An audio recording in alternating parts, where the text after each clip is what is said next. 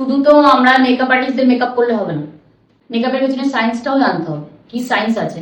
Colour বিল্ডারে কিন্তু অনেক সায়েন্সের ব্যাপার থাকে, অনেক পড়াশোনা করতে হয়, অনেক ভাবে বুঝতে হয়, ঠিক আছে। প্রাইমারি কালারে কি দেখো, এখানে ইয়েলো, রেড আর ব্লু, এই তিনটে কালার কিন্তু নিজে থেকে অলরেডি তৈরি আছে, এটা কেউ তৈরি করে না, বোঝা গেল।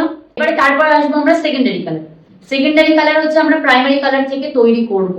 এখানে সেকেন্ডারি আর কালার আর প্রাইমারি কালার এই দুটো মিলিয়ে যে কালারটা তৈরি হবে, আরো 6টা কালার তৈরি হবে, সেগুলো হচ্ছে টারসারি কালার বলে, ঠিক আছে। কুল আর ওয়ার্ম যদি আমরা না বুঝি তাহলে কিন্তু আমরা কোন স্কিন যে কোন আন্ডারটোনে পড়ে সেটা বুঝতে পারবো না। ওয়ার্ম কালার কি, যেগুলো থেকে আমরা মানে একটা যে কালার গুলো দেখলে একটু গরম উষ্ণ ব্যাপার আসে সেটা, যেমন সূর্যের যেরকম রং অরেঞ্জ, রেড, ইয়েলো, এই কালার গুলো কি হচ্ছে ওয়ার্ম টোনে পড়ে।